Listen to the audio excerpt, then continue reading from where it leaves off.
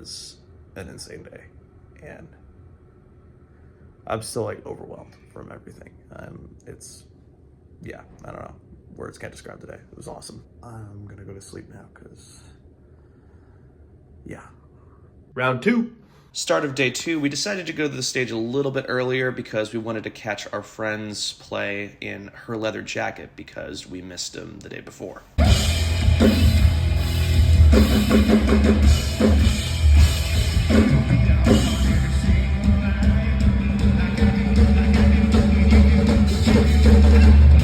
Shortly after that, it was our time to set up. Day 2 was exceptionally easier due to our mix already being dialed in and the hardware on the drum kit being a lot more manageable. And we were actually ready to start jamming as the stage was spinning this time, which felt like a much more appropriate intro.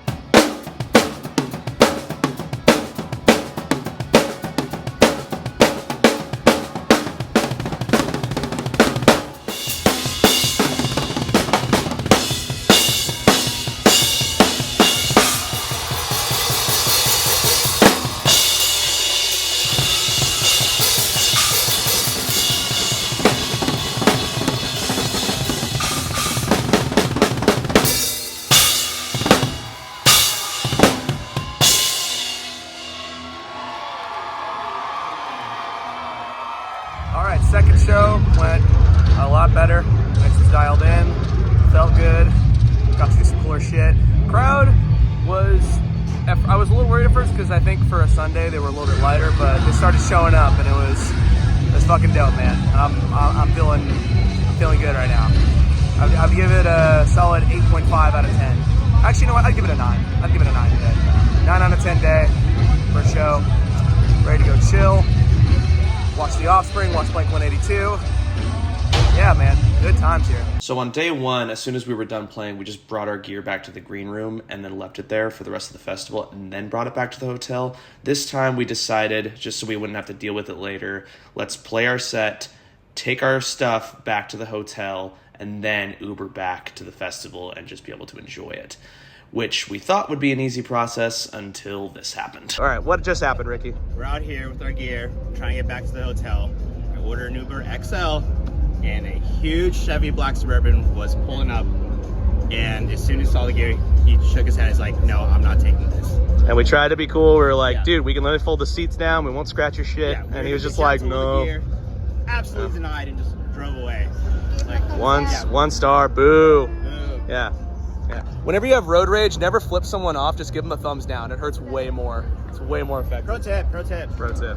So after dealing with that bullshit, we still got back to the festival in decent time, and I had to see Knocked Loose for a second time. I could not help myself. I was just hanging out at the green room, and then I heard Blinding Faith in the distance, and then I said, fuck it, and ran over and enjoyed seeing them a second time. And while I was there, All Time Low ended up playing right after them on the stage to the left, so I checked them out, and fun fact, Taylor Acorn is actually on tour with them as this video will be coming out, so that's pretty cool. God, these walks, if you don't get the tram, there's like a tram that takes you all around this area to get back from like the artist village to the stages, and if you don't catch it, it's a long fucking walk, dude. In my head, I'm just like, oh, I'd rather just walk and not wait, but dude, it catches up to you. Okay, this is a very special moment. I don't know how I got to be side stage to watch The Offspring, but it could not have been better timing, because basically when We Were Young Fest Day 2 was on October 19th, which is my dad's birthday. And as some of you know, my dad passed away from cancer back in 2020, and he was one of the most important people in my life, one of the most influential as far as my music career goes. He wasn't a musician, but he was very supportive of my career, and he introduced me to a lot of bands and a lot of things that set me on the path that I am now.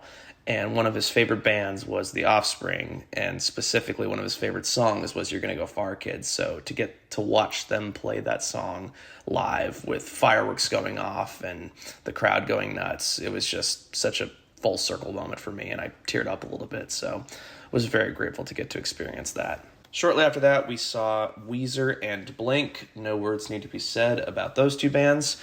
After that, we went back to the hotel and continued drinking, and I decided to play some blackjack and get some tacos, and I don't remember much after that. I'm hungover. I feel like death, but still always the first one in the lobby.